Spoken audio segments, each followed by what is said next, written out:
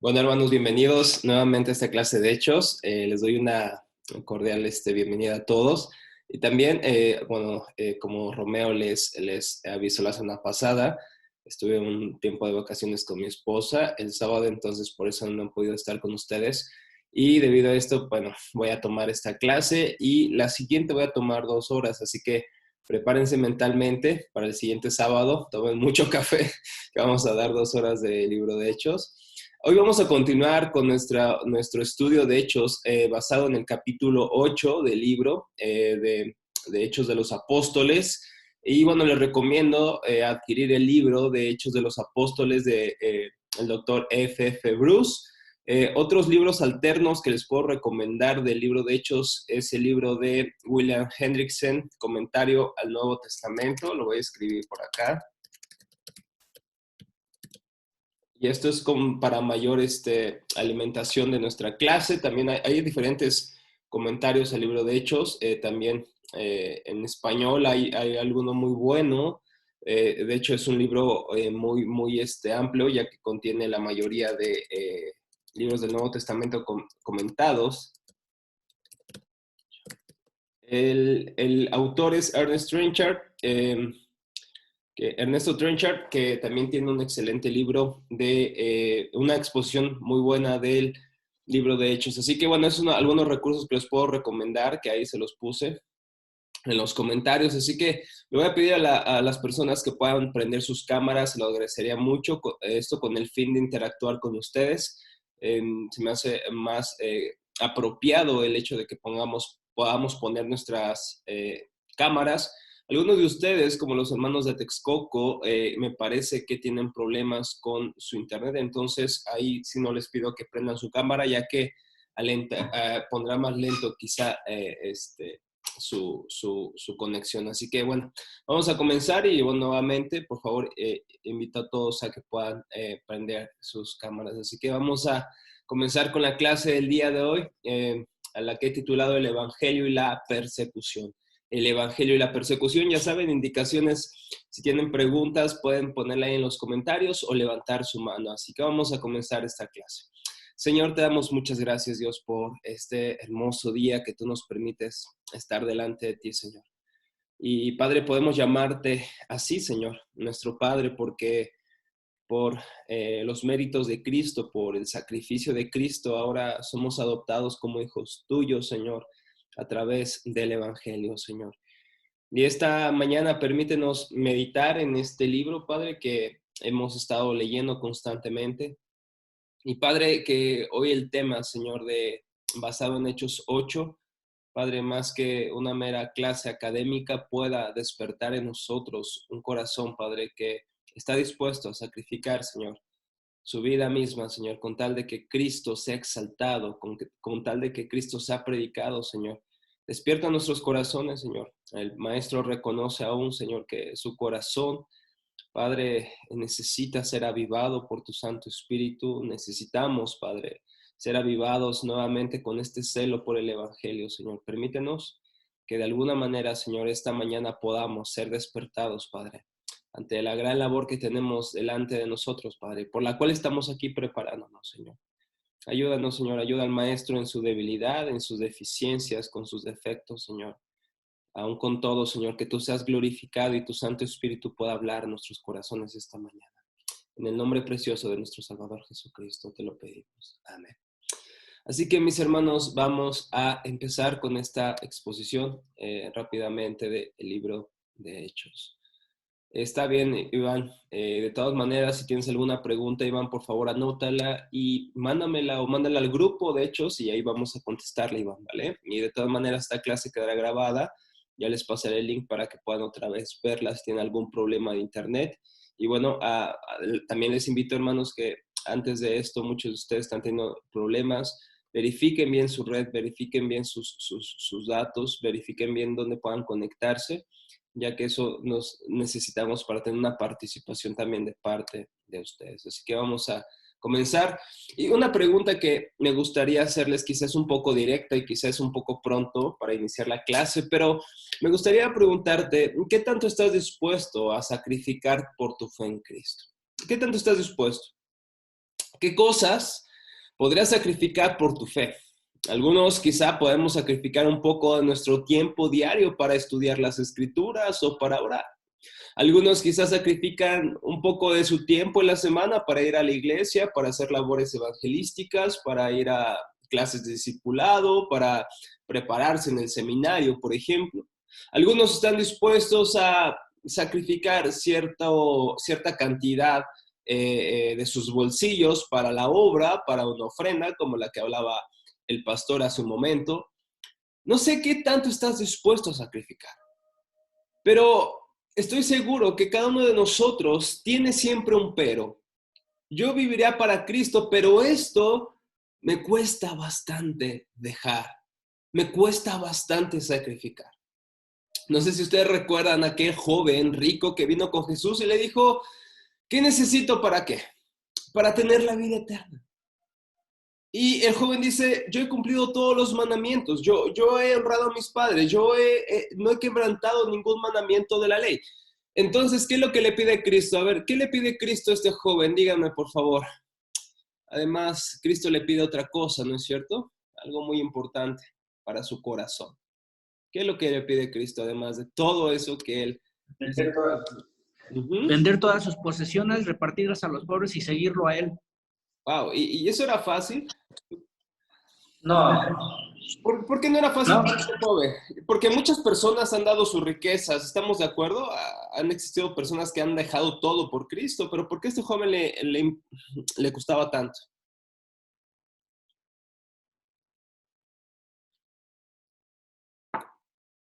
¿Por qué será? Porque este joven realmente dice que se fue triste y bueno, se alejó de Jesús, ya no volvemos a encontrarnos con él, por lo menos en los evangelios ni en el libro de Hechos. No sé si más adelante él se haya convertido, pero en primera instancia, él al escuchar esto dice que se va muy triste por esta respuesta de Jesús. Porque quizá sus riquezas, quizá su posición económica era todo para él.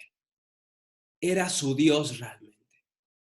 Sí, podría tener un conocimiento intelectual de Dios, incluso seguir en un sentido externo la religión, pero en su corazón había un amor superior a Dios. Había un amor superior a la ley de Dios. Su amor estaba en sus riquezas. En eso consistía su vida. Así que quiero que pienses a lo largo de esta exposición en esta pregunta. ¿Qué tanto estás dispuesto o qué tanto estamos dispuestos a sacrificar por nuestra fe en Cristo? ¿Qué cosas deberíamos o podríamos sacrificar y qué cosas nos costaría mucho sacrificar? Y pregúntate esto, algo en tu vida, ¿qué te costaría tanto sacrificar por el Señor? Piensa en eso, no contestes, no pongas los comentarios, pero piensa esto en tu mente. ¿Qué cosa, qué persona, qué posesión tuya o qué ministerio tuyo te es muy difícil sacrificar por el Señor? Y pregúntate por qué es así. Quizá eso que tanto te cuesta sacrificar, estés luchando por adorar a eso o a esa persona en lugar de adorar a Dios. Vamos a pensar en esto mientras reflexionamos en esta historia. Fíjense, empezamos con el versículo 1 de Hechos 1. ¿Nos puedes ayudar, Arael, por favor? Perdón, no. Ariel, perdón. Ariel. Y Saulo consentía en su muerte. En aquel día hubo una gran persecución contra la iglesia que estaba en Jerusalén, y todos fueron esparcidos por las tierras de Judea y de Samaria, salvo los apóstoles. Ok, hasta el versículo 3, por favor. Ok. Y hombres piadosos llevaron a enterrar a Esteban, hicieron gran llanto sobre él. Y Saulo asolaba la iglesia, y entrando casa por casa, arrastraba a hombres y a mujeres, y los entregaba en la cárcel. Excelente, muchísimas gracias, Ariel. Fíjense, aquí el texto inmediatamente conecta con Hechos 7. Saulo estaba de acuerdo con ellos en su muerte. ¿La muerte de quién, Ariel? ¿De quién está hablando acá?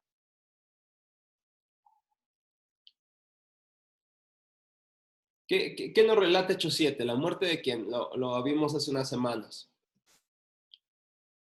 ¿A quién apedrean? Esteban.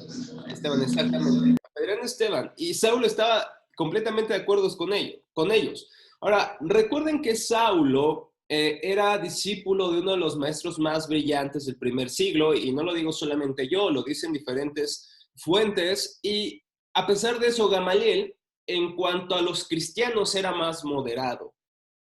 Él no era tan radical, pero Saulo llegó a ser uno de sus discípulos más radicales. Y esto es cierto, en la historia podemos ver que los discípulos son más radicales siempre que los maestros.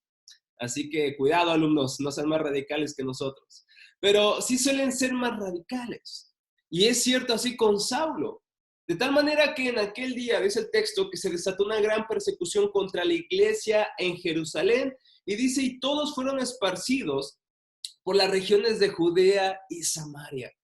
En este momento que Saulo aprueba la muerte de Esteban, junto a Saulo con los saduceos y ahora con los fariseos, inician una terrible persecución en contra de la iglesia. Mi pregunta es, ¿por qué creen que inicia esta persecución en contra de la iglesia? ¿Acaso la iglesia hacía daño? ¿Acaso los cristianos eran malos? ¿O por qué la iglesia empieza a ser perseguida? Díganme, por favor, ¿por qué crees, Félix, que la iglesia fue perseguida? ¿Por qué empezó esta matanza, esta persecución constante? Porque se empezaba a predicar la doctrina de Jesús. Okay. Y por ejemplo, los escribas y fariseos no soportaban el nombre y mucho menos todo lo que estaban haciendo los apóstoles en ese momento. Exactamente, fíjate, algo muy parecido a lo que tú dices lo escribe otro autor. Entonces ya te podemos considerar de este nivel, Félix, por esto que dices. Mira, fíjate lo que dice este autor F.F. Bruce. Fanático de las tradiciones ancestrales de su nación, Pablo o Saulo, comprendió que la nueva fe los amenazaba. Y como tú acabas de decir, Félix, hablar del nombre de Jesús, hablar de esta fe, era una amenaza directa, pero escuchen bien, no a la ley, no al Antiguo Testamento, sino a sus tradiciones, sino a sus creencias propias. ¿Como cuáles? Como la visión de que su Mesías no era un liberador espiritual que venía a liberarles de su mal mayor. ¿Cuál es nuestro peor mal? ¿Cuál es nuestro mayor enemigo? ¿Cuál es nuestra mayor necesidad? Sino nuestro corazón, ¿no es cierto? Pero ellos veían que su Mesías debería ser alguien que fuera un libertador político. Así que esta visión del Mesías que viene a morir por nosotros, viene a perdonarnos, que es muy claro en el Antiguo Testamento, especialmente en Isaías 52 y 53, que Él murió por nuestras iniquidades. Por nuestras iniquidades. Para ellos, el evangelio que predicaban los apóstoles era una amenaza en contra de eso. Entonces, fíjense lo que dice F.F. Bruce. Impone una acción drástica. No, por favor, déjame ahí, no me hagas molestar. Vas a tirar el celular. Esta gente, pensó Pablo, dice F.F. Bruce, no eran menos que entusiastas equivocados cuyo sincero aferramiento al error requería paciente instrucción. No, Pablo decía, no, estas personas pueden aprender de ciertas clases, ¿no? Él decía, no, eran impostores conscientes que proclamaban que Dios había levantado de la tumba para ser Señor y Mesías a un hombre cuya forma de muerte demostraba que sobre él pesaba la maldición divina. Lo que Saulo pensaba es, ¿cómo este hombre puede ser el Mesías si murió de una manera tan horrible? Y según el Antiguo Testamento, todo aquel que es colgado de un madero es ¿qué? Es maldito. Es maldito, es maldecido.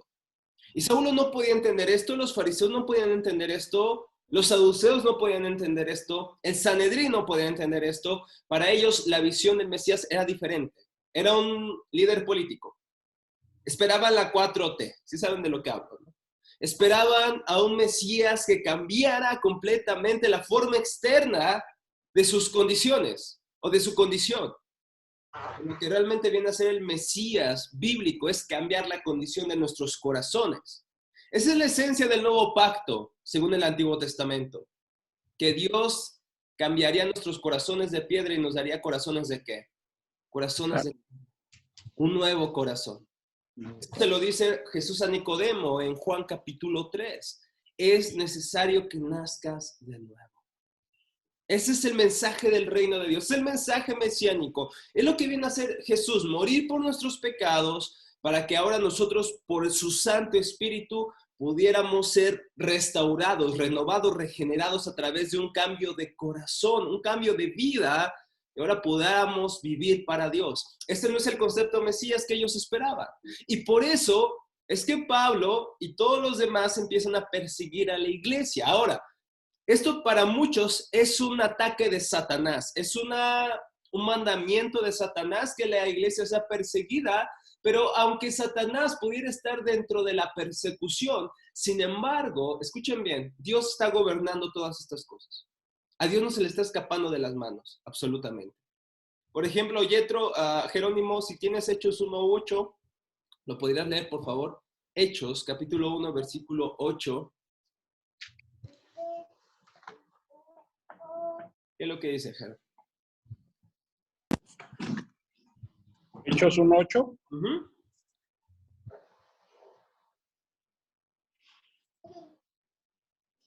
Hechos 1:8 dice así: pero recibirá poder cuando el Espíritu Santo venga sobre ustedes, y serán mis testigos en Jerusalén, en toda Judea y Samaria, y hasta los confines de la tierra. Fíjense, qué texto tan interesante. Gracias, Jerónimo. Estas palabras fueron palabras de Cristo.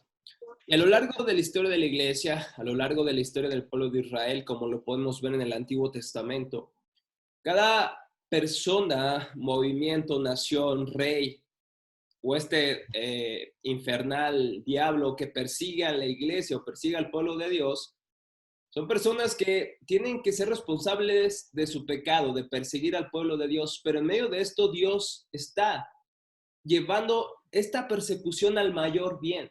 Para Dios la persecución en un sentido era parte de su plan.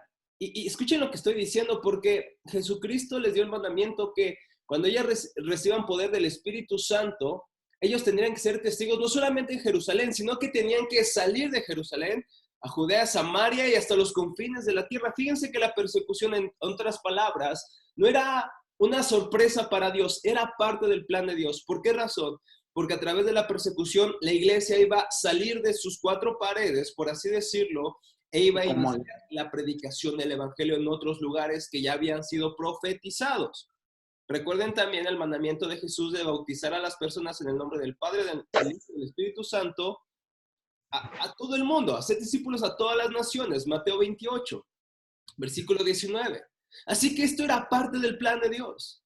Y fíjense lo que dice el versículo 3. Pero Saulo hacía estragos en la iglesia, entrando de casa en casa y arrastrando a hombres y mujeres, los echaba en la cárcel. La palabra que se usa aquí para que Pablo hacía estragos da la imagen en el texto griego de que es la palabra que se usaba para describir cómo cierto animal despedazaba una presa, la hacía pedazos. Esa es la palabra que se usa aquí. Pablo hacía pedazos la iglesia.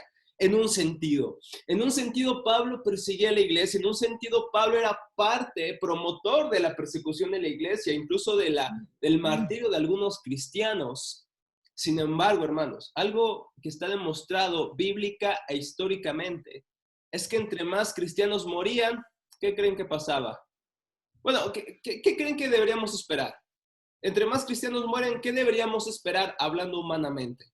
Entre más cristianos mueren, ¿qué hubiera pasado con la iglesia? ¿O qué debería haber pasado? Terminaba la revuelta. Exactamente. El movimiento de Jesús terminaría. El movimiento de Jesús tendría su fin en menos del primer siglo. Sin embargo, hermanos, a medida que aumentaba la persecución, es algo glorioso, aumentaba el número de creyentes.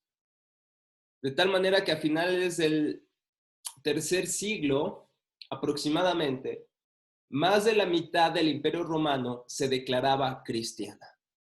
Más de la mitad del Imperio Romano se declaraba cristiana. Es por eso que emperadores, es por eso que reyes crujían los dientes en contra de la iglesia. Porque aunque mataban y mataban cristianos, la iglesia se seguía multiplicando. Mis hermanos, ¿qué sacrificio hoy tienes que hacer por el Señor? ¿Qué cosas dices? Me cuesta tanto sacrificar por el Señor. Bueno, hermano, déjame decirte algo. Ve a tus hermanos del primer siglo. Ellos no solamente sacrificaron ciertas cosas, sacrificaron su propia vida. Es por eso que yo te preguntaba, ¿qué tanto estás dispuesto a sacrificar por tu fe en Cristo? Creo que nos hace falta renovar nuestro compromiso en este sentido, ¿no es cierto? Cuando se nos pide ir a visitar a una familia y nos queda 1 hora de distancia y decimos, wow, no, que otros vayan. Ese es un sacrificio que no estoy dispuesto a aceptar. Cuando se nos pide hacer ciertas cosas para el Señor, se nos pide el Señor servirle en cierto lugar o a ciertas personas, amar ciertas personas, ponemos muchos peros, porque creo que en lo personal, creo que necesitamos renovar este compromiso que tenemos con Cristo. Los primeros cristianos tuvieron que entender esto y murieron por esto. Fíjense lo que dice George Van Alstam. La Iglesia del Nuevo Testamento consideró la dispersión de los judíos como una decisión divina. ¿Para qué? Para que se estableciera un punto de partida a fin de llevar el Evangelio a territorios extranjeros. Fíjense, la Iglesia no vio esto, y lo podemos comprobar en distintas partes de Hechos, especialmente en Hechos 4, como la persecución, como las amenazas, como incluso las muertes no eran sorpresas para Dios, eran parte del plan de Dios. Por eso Pablo dice, es necesario que a través de muchas tribulaciones entremos en el reino de Dios. Yo te pregunto algo, ¿te sorprende la tribulación que estás viviendo hoy? ¿Acaso piensas que se le ha salido de tus manos, de las manos de Dios tu vida? No, mi hermano, cada tribulación tiene un propósito en nuestras vidas. Si eres cristiano, alégrate si estás sufriendo por el Señor. Si estás viviendo alguna circunstancia, y obviamente lo digo con cuidado, y no lo digo sin saber el peso que es tener que pasar por cierta prueba, por cierta circunstancia en tu vida que no es grata, que te duele, que te ha llevado a las lágrimas, te ha llevado de rodillas, pero qué bueno es eso, hermanos. Que Dios tenga que enviarnos una tribulación para que otra vez pongamos nuestras rodillas sobre el suelo y pidamos su gracia para soportar ese sufrimiento. Mis hermanos, el Evangelio nos enseña a sufrir y a alegrarnos en Cristo en medio de ese sufrimiento. El Evangelio, hermanos, no es un mensaje optimista, absurdo, que nos dice, todo va a estar bien, todo va a estar bien, no va a salir nada mal. No, el Evangelio nos dice que a pesar de las circunstancias, Cristo está con nosotros todos los días en que vivamos en esta tierra. Y eso es nuestra gran esperanza. No en que todas las cosas van a salir como queremos, porque no todas las cosas salen como queremos. ¿Estamos de acuerdo? Nos gustaría que así fuera. Pero el Evangelio nos promete que a pesar de eso, Cristo está con nosotros. La iglesia, esa fue su esperanza. A mí me encanta leer la historia de los primeros siglos de la iglesia. Por muchos sentidos encuentro en lo personal un deseo muy, muy, muy intenso de seguir explorando este tema de la iglesia primitiva. Es uno de mis deseos en esta carrera teológica, seguir profundizando en la iglesia primitiva, pero algo que me ha llamado la atención es mucho cómo los cristianos morían. Hay muchas historias, pero especialmente está la historia de Policarpo, que fue el obispo de la iglesia de Esmirna, que podemos leer en el libro de Apocalipsis. Policarpo es enviado, o les enviada una petición para presentarse ante el emperador. Él va con gusto, y el emperador le dice, Policarpo, tienes que renunciar a tu fe. Policarpo le dice, ¿por qué tengo que renunciar a mi fe? ¿Por qué tengo que renunciar a Cristo? Durante 80 años le he servido y no me he hecho ningún daño. ¿Cómo he yo de negar a Cristo? Entonces Marco Aurelio le dice, bueno, entonces vas a perecer, vas a morir por tu fe. Y Policarpo dijo, con gusto voy a morir por mi fe. Entonces Policarpo cuenta la historia que fue llevado ante la ciudad, y en medio de la ciudad él es hecho una burla delante de todos, le preparan la hoguera para morir. La historia nos cuenta que mientras ardía la hoguera, mientras él estaba siendo consumido, él cantaba un himno al Señor. Él estaba cantando al Señor. Yo no sé qué pasaba en la mente de Policarpo, hermanos, pero lo que estoy seguro es que él pensaba en esto.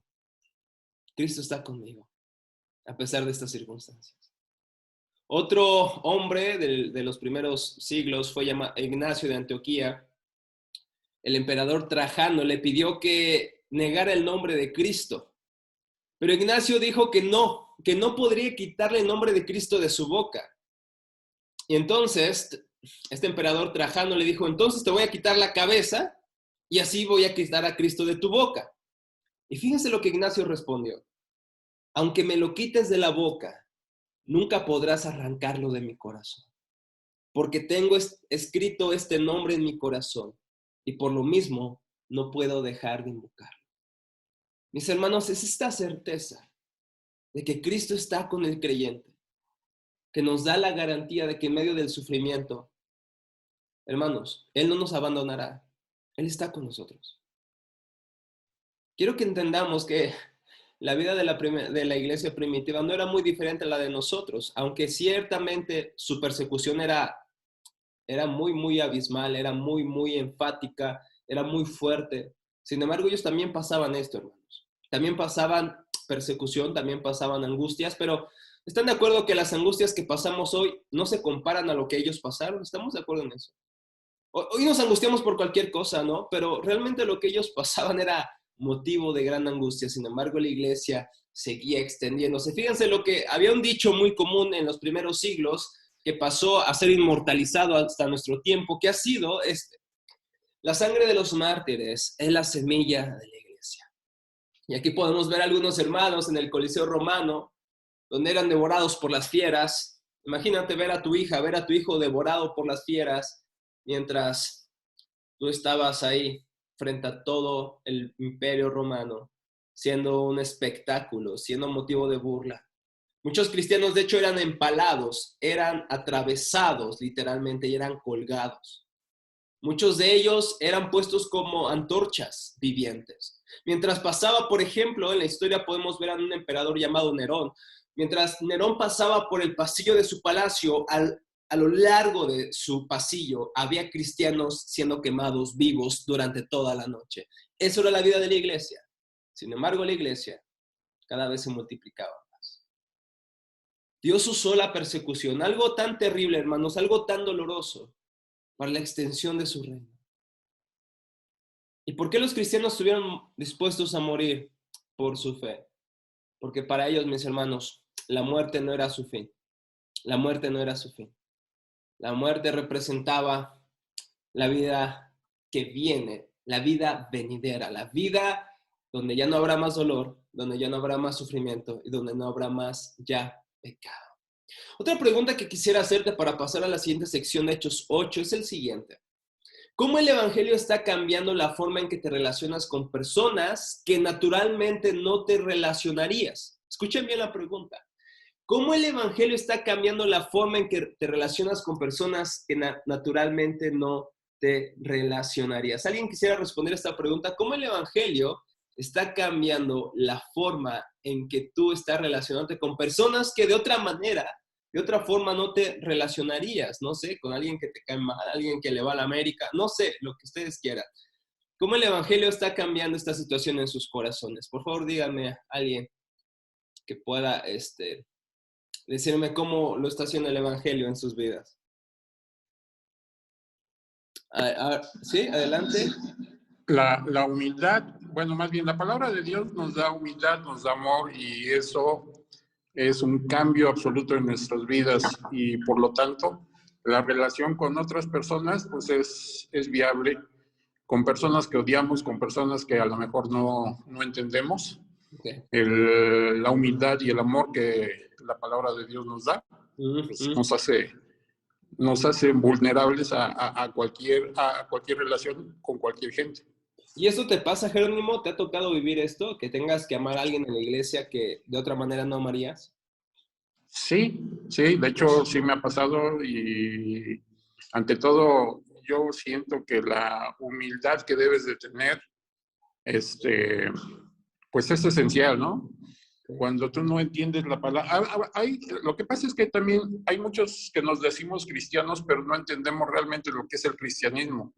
Entonces, estamos viviendo una doble moral, por así decirlo, y mientras no entendamos lo que es el evangelio, pues nuestras vidas, más bien nosotros mismos vamos a estar sufriendo.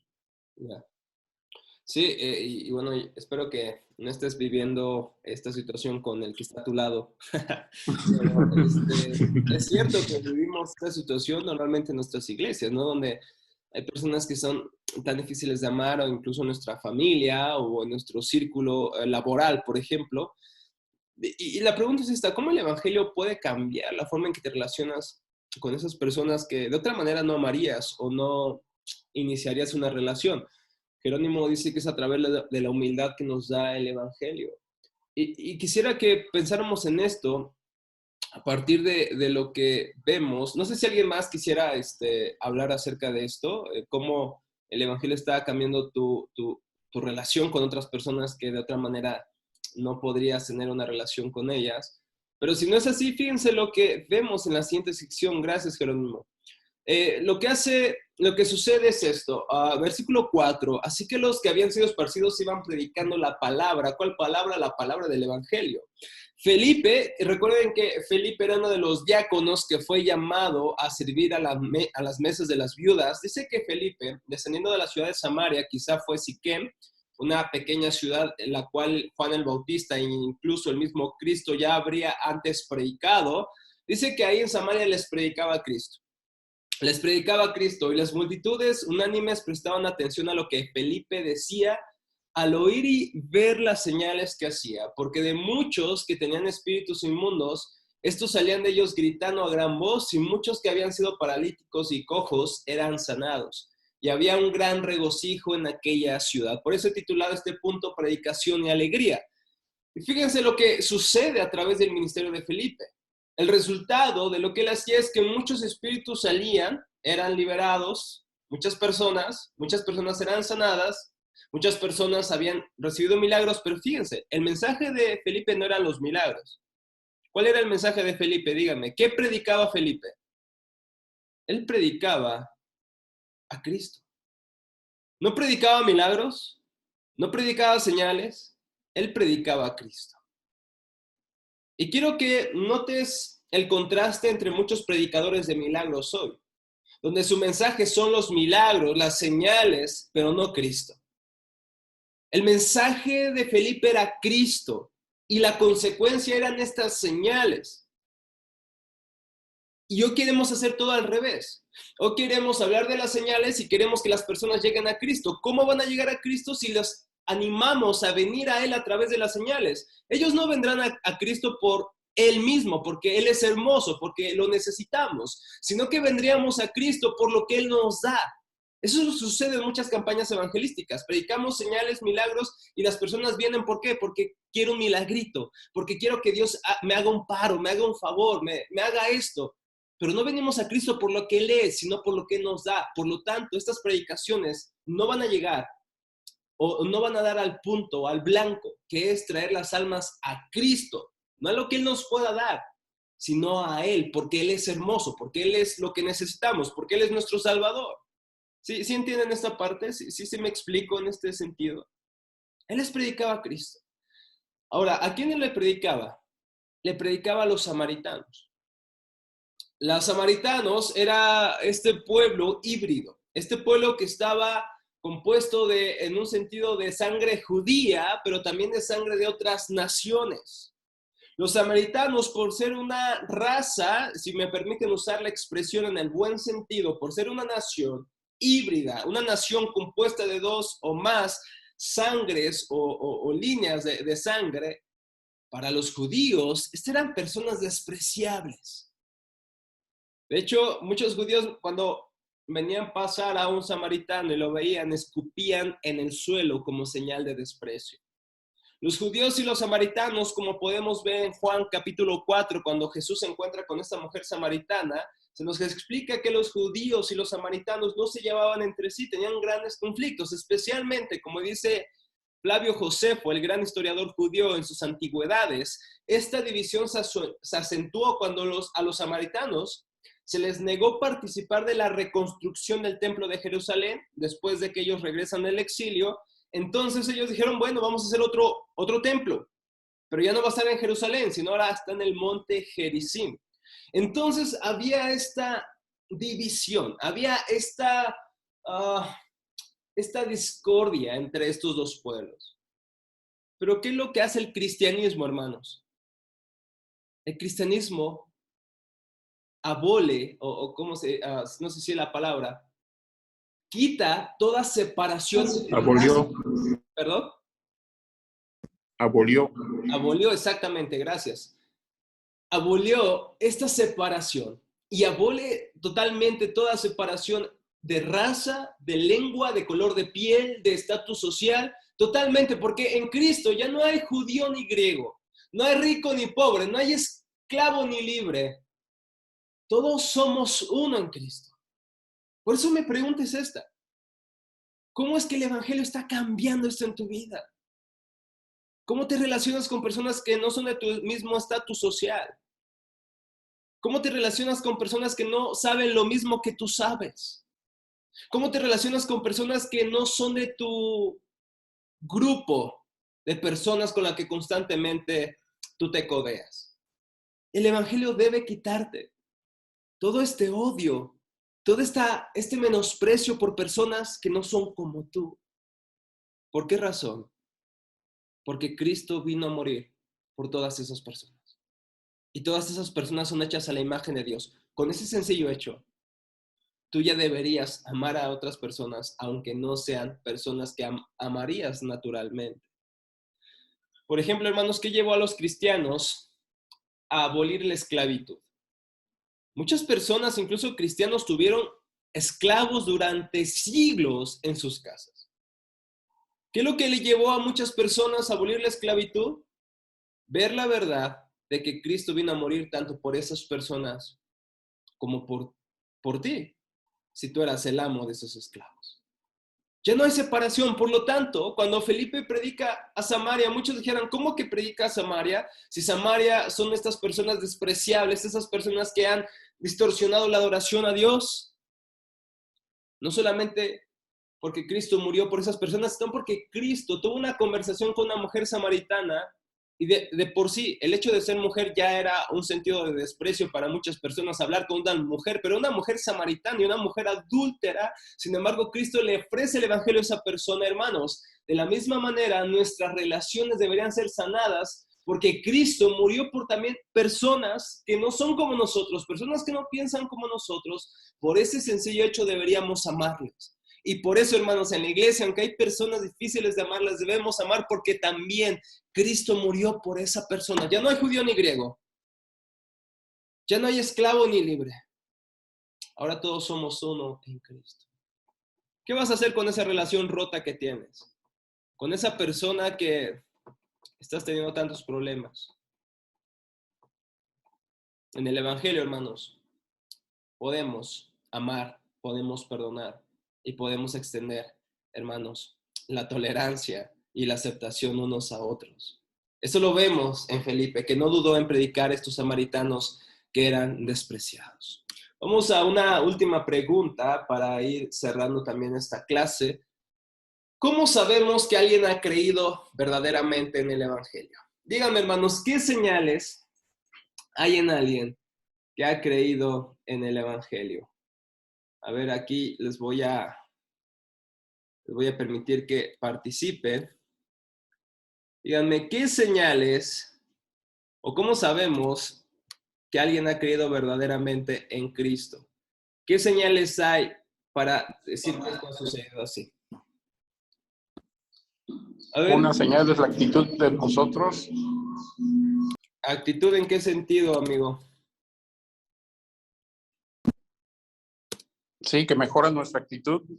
Ya no nos enojamos tan fácilmente.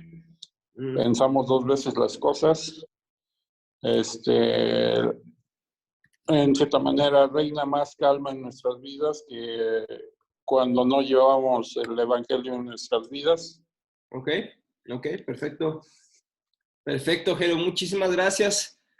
Texcoco, Casa de Oración, adelante. Y después Juan y Valeria. Hermanos de Texcoco, adelante. También en nuestro diario andar, en la demostración, como usted lo decía, predicamos muchas veces de milagros pero si nosotros platicamos y predicamos conforme a nuestras acciones, también esa sería una manera verdaderamente real de que hemos creído y ha producido un buen fruto. Es una manera de vivir nuestra actitud. Nuestras obras son otras, ¿no es cierto? No somos salvos por obras, pero sí nuestras vidas cambian, ¿no es cierto? Así Está es. buenísimo eso. Juan, Valeria, por favor, adelante. Gracias, Geyeli. Yo creo que también en la forma de nuestro día a día, por ejemplo, que ya no somos las mismas personas, ya hasta en nuestro hablar está Dios. Intentamos dar ese mensaje. Personas, por ejemplo, que luego vienen con nosotros, nos cuentan algún caso en su vida, en nuestra boca debe de estar Dios, ¿no? La palabra. Sembrar esa semilla y también en nuestro carácter, como decían.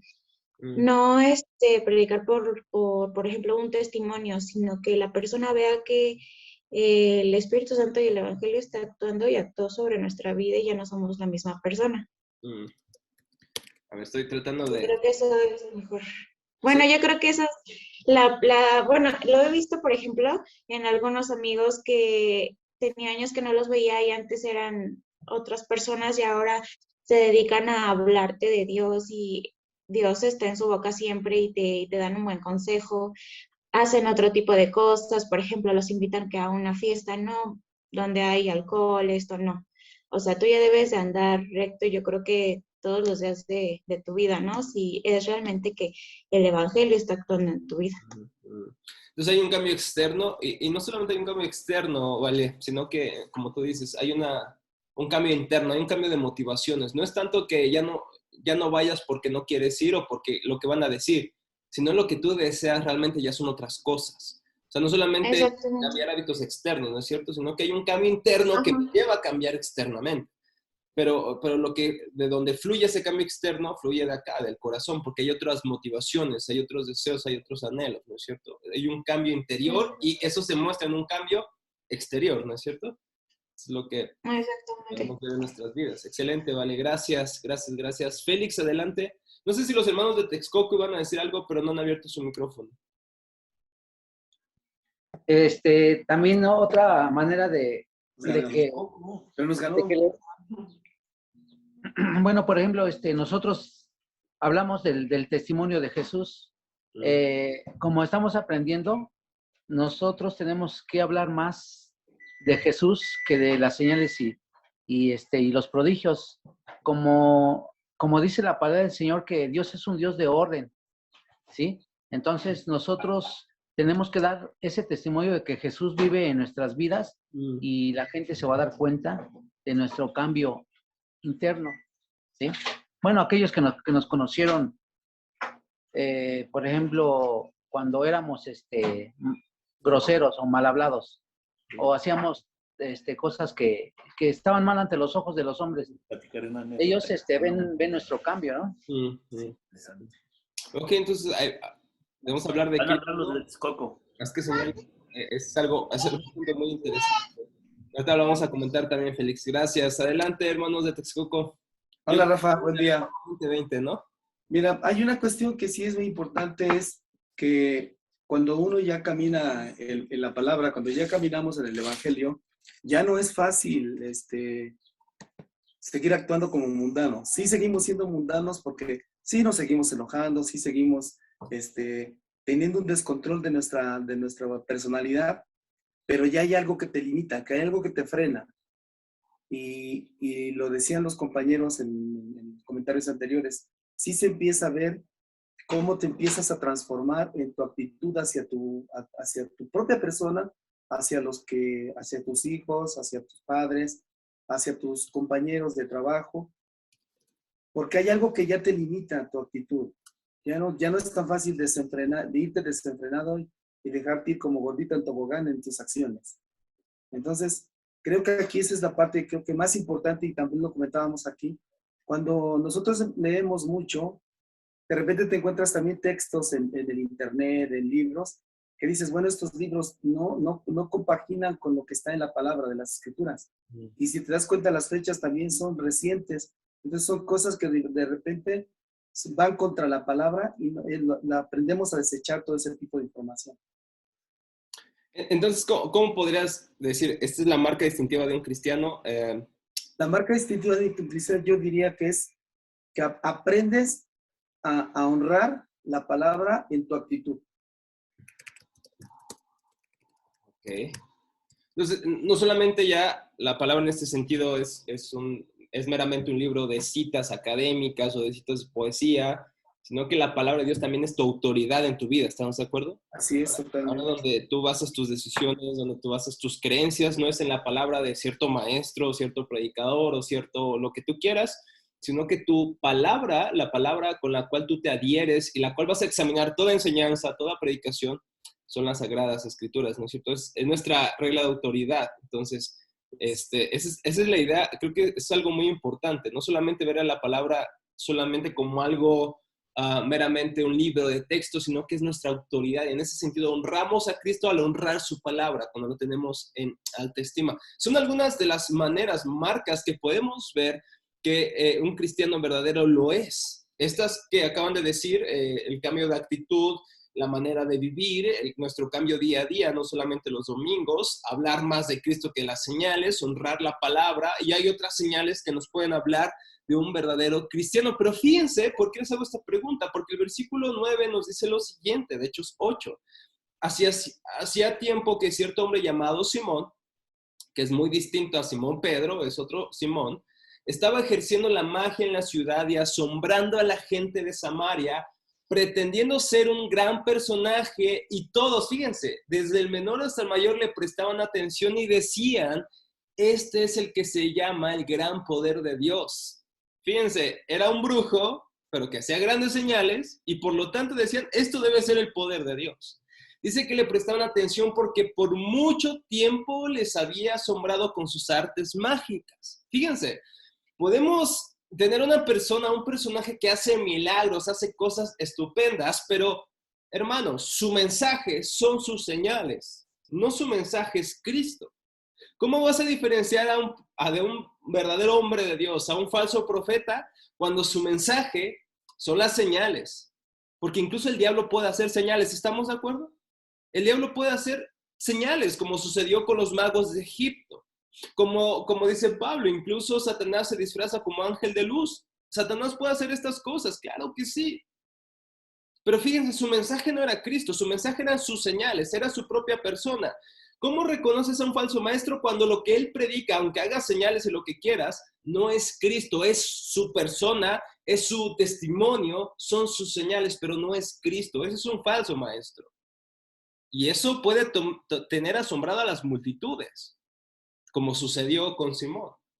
Pero el versículo 12 dice, pero cuando creyeron a Felipe, que anunciaba las buenas nuevas del reino de Dios y el nombre de Cristo Jesús, nuevamente su mensaje era Cristo, no eran las señales, su mensaje era Cristo, entonces se bautizaban tanto hombres como mujeres. Y aún Simón mismo, ¿qué dice el texto? Creyó. Simón el mago creyó. Pero ahorita vamos a ver si verdaderamente creyó intelectualmente o creyó desde su corazón. Y después de bautizarse, Simón continuó con Felipe y estaba atónito por el mensaje del evangelio. ¿Por qué estaba asombrado Simón? Al ver las señales y los grandes milagros que se hacían. Fíjense, Simón estaba asombrado no por Cristo, no por el evangelio, no por el perdón de sus pecados, sino por las señales y los milagros. Este no es un verdadero cristiano. Es una persona interesada en Cristo, en las señales de Cristo, pero no en Cristo. Les invito a que lean, por favor, esta tarde, esta mañana, cuando tengan tiempo, Juan capítulo 6. Personas caminaban e iban, incluso cruzaron el mar para estar con Cristo, pero Cristo les dijo, ustedes no me siguen por el significado de estas señales que se tratan de mí, sino porque les he dado de comer, sino porque les conviene a ustedes. Su interés no está en mí, está en lo que yo puedo darles a ustedes. Simón creyó, pero no creyó en Cristo. Simón creyó en las señales, estaba pasmado por los milagros. Y hermanos, cuidado cuando somos fanáticos de los milagros, cuando somos fanáticos de las grandes manifestaciones, sin que seamos primeramente creyentes en Cristo. Nuestro mensaje es Cristo y este crucificado, dijo Pablo. Las señales, los prodigios y milagros son consecuencia, pero jamás deben ocupar el centro de nuestro mensaje. ¿Sí se entiende, hermanos, esto? El centro de nuestro mensaje es Cristo Jesús. Entonces, fíjense lo que dice el versículo 14. Cuando los apóstoles estaban en Jerusalén, oyeron que Samaria había recibido la palabra de Dios y les enviaron a Pedro y a Juan, quienes descendieron y oraron por ellos para que recibieran el Espíritu Santo, porque todavía no había descendido el Espíritu sobre ninguno de ellos, solo habían sido bautizados en el nombre del Señor Jesús. Entonces Pedro y Juan les imponían las manos y recibían el Espíritu Santo. Fíjense lo que dice el versículo 18 para terminar. Cuando Simón vio que el Espíritu se daba por la imposición de las manos de los apóstoles, ¿qué hizo Simón el mago? El que había creído en las señales y prodigios. Les ofreció lana, les ofreció dinero. Y les dijo, denme a mí esta autoridad, de manera que todo aquel sobre quien imponga mis manos reciba el Espíritu Santo. Fíjense, lo que él quería era poder. Lo que él quería era prestigio. Lo que él quería era tener una buena posición. ¿Por qué? Porque a través de eso, el dinero que estaba ofreciendo iba a ser multiplicado. Si él decía, si yo puedo comprar este don, entonces esa inversión que yo voy a hacer va a ser nada lo que yo voy a ganar. Su interés no estaba en el evangelio y en predicar el evangelio, sino su interés estaba en él mismo, en su autoridad, en su poder, en su fama, en su prestigio, pero no en Cristo. Esa es la señal de un no creyente. Cuando nuestro interés está en las ganancias que podemos obtener a través del evangelio, pero no en el evangelio mismo, ni por amor a las personas, sino por el amor a nosotros mismos. Versículo 20. Entonces Pedro le contestó que tu plata perezca contigo porque pensaste que podías obtener el don de Dios con dinero. No tienes parte ni suerte en este asunto, porque tu corazón no es recto delante de Dios. Por tanto, arrepiéntete de esta tu maldad y ruega al Señor que si es posible te perdone el intento de tu corazón, porque veo que estás en hiel de amargura y en cadena de iniquidad. Entonces Simón no había nacido de nuevo verdaderamente. Aún era una persona mundana. Pero Simón respondió, rueguen ustedes al Señor por mí para que no me sobrevenga nada de lo que han hecho. Fíjense, su temor no estaba en que estaba pecando en contra de Dios. Su temor estaba en las consecuencias. Él no dijo, por favor, rueguen por mí porque he pecado en contra de Dios. Lo que él dijo, no, rueguen para que no me pase nada malo. O sea, su interés no estaba en Dios ni en su gloria. Estaba en las consecuencias. Él estaba interesado por las ganancias, por su propio prestigio, y su amor no era para Dios. Lo que él temía eran las consecuencias de su pecado, pero no temía que había pecado en contra de Dios mismo. Y ellos, después de haber testificado solemnemente y hablado la palabra del Señor, iniciaron el regreso a Jerusalén, anunciando el evangelio en muchas aldeas de los samaritanos. Mis hermanos, ¿qué podemos aprender de todo esto que hemos visto hasta el momento? Creo que la actitud de Simón deberíamos considerarla y deberíamos pensar cómo nuestros corazones se acercan al evangelio. Nos acercamos al evangelio porque Cristo es hermoso o porque queremos simplemente sacar cierta ganancia de él. Queremos que nos haga ciertos favores. Esto se ve en cómo nos acercamos en la oración. ¿Qué es lo primero que haces cuando oras? Sacas tu lista del súper de tus necesidades y dices, mira Dios, hazme esto. O nos pasamos más tiempo adorando al Señor, pidiéndole que Él nos cambie para que podamos glorificar su nombre. Antes de que nuestras necesidades sean cumplidas, hermanos, enfoquémonos en el Señor. El Padre nuestro es un gran ejemplo de oración. Es nuestro modelo de oración. Padre nuestro, que estás en los cielos. Santificado sea tu nombre, glorificado sea tu nombre. Venga a nosotros tu reino, hágase tu voluntad así como en los cielos, así en la tierra. Fíjense, el Padre nuestro en su principal parte se enfoca en Dios y su gloria y después siguen nuestras necesidades. Pero primero es su gloria, primero es Él, primero es su hermosura, primero es que Él es hermoso y precioso y por eso nos acercamos a Él. No para que haga lo que queremos, sino para que nuestros corazones puedan, hermanos, complacerse en hacer su voluntad. La oración no es la manera que llegamos para torcerle la mano a Dios para que haga lo que queremos. La oración es el momento en que nosotros nos sumergimos a la voluntad de Dios para hacer lo que Él quiere que hagamos. Eso es muy diferente. ¿Cómo nos acercamos al Evangelio este día? Pensemos en esto en nuestros corazones y pidámosle al Señor que nos ayude a enfocarnos otra vez en Cristo. Así que le voy a pedir a Juan, si nos ayudas, Juan, a orar para cerrar esta clase, por favor. Juanito de ahí de Vale. Sí, tú, mi hermano.